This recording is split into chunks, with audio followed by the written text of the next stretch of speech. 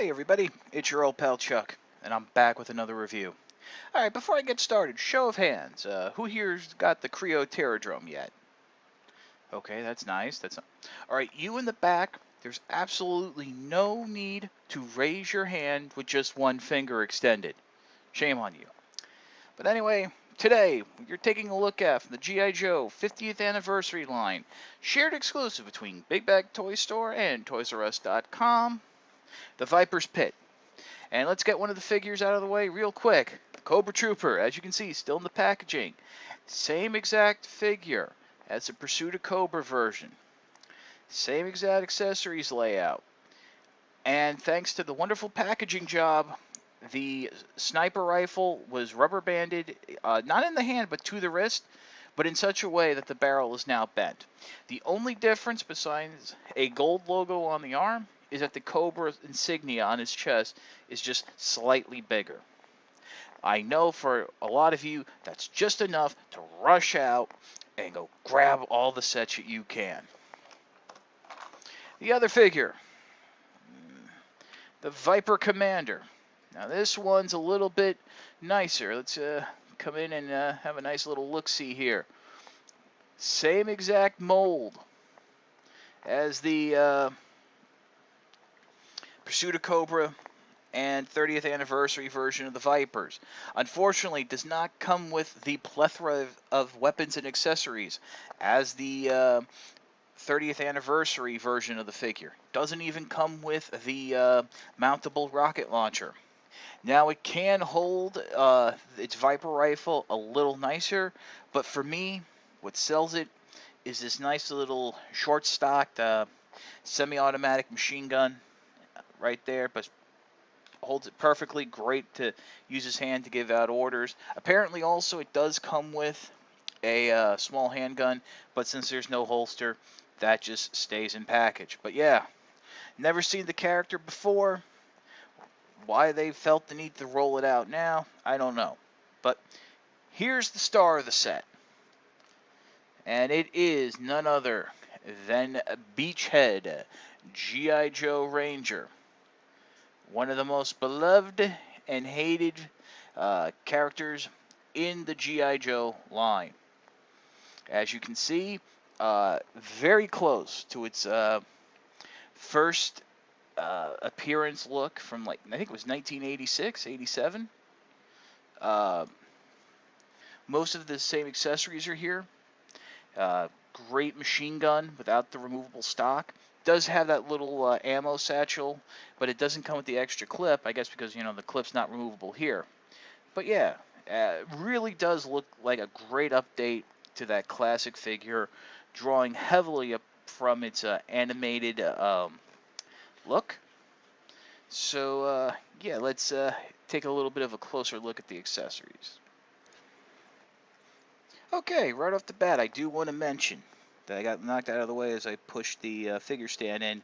I am not using the handgun that was meant to be used by Beachhead, since he basically uses that Pursuit of Cobra Snake Eyes Ultimate Cobra Trooper leg system.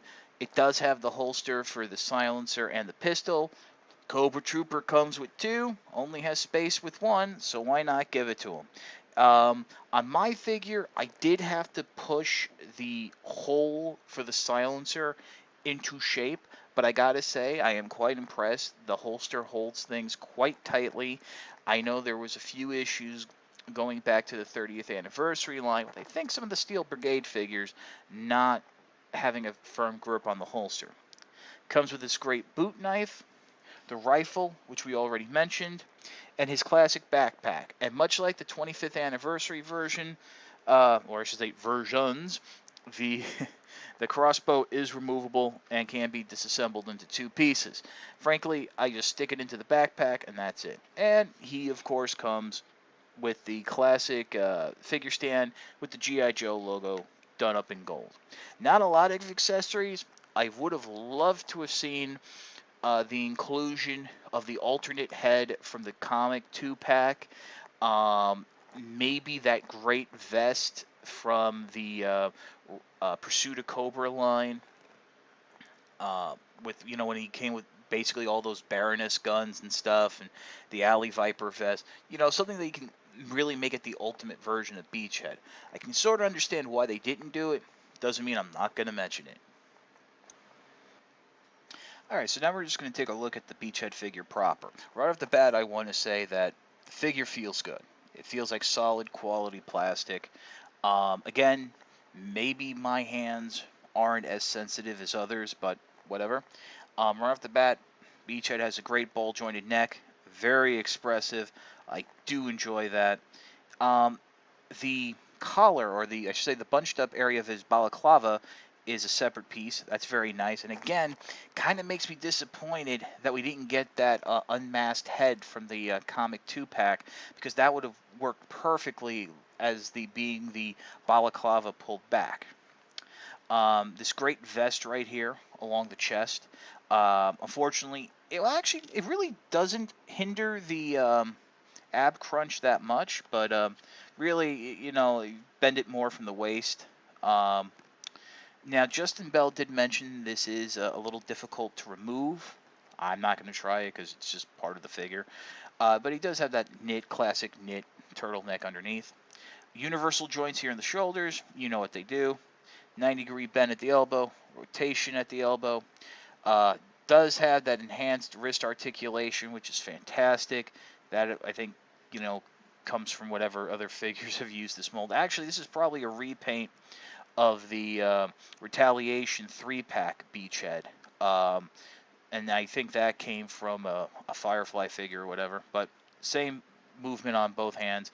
Now, I do have a little bit of mold flash on mine right here in the elbow area. Not enough for me to be concerned about it. Ball jointed hips.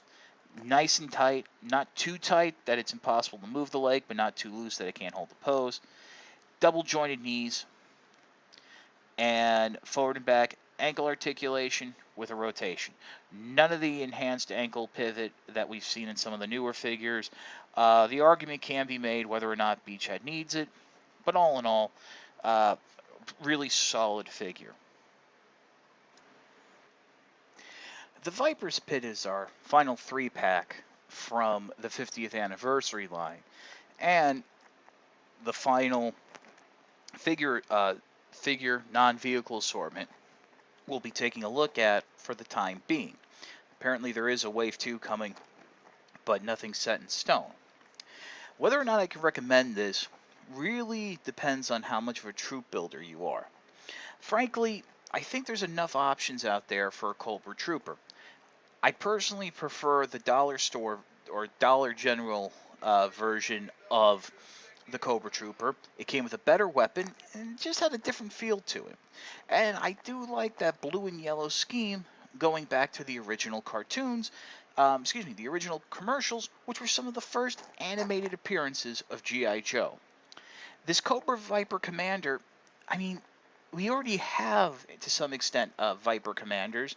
If you remember, there was a 25th anniversary 5-pack, which included Mercer and a gold visored Viper Trooper, but the color scheme isn't that bad, and it's a throwback to one of the Joe vs. Cobra Vipers from one of the, I think it came with a vehicle or was in a 2-pack.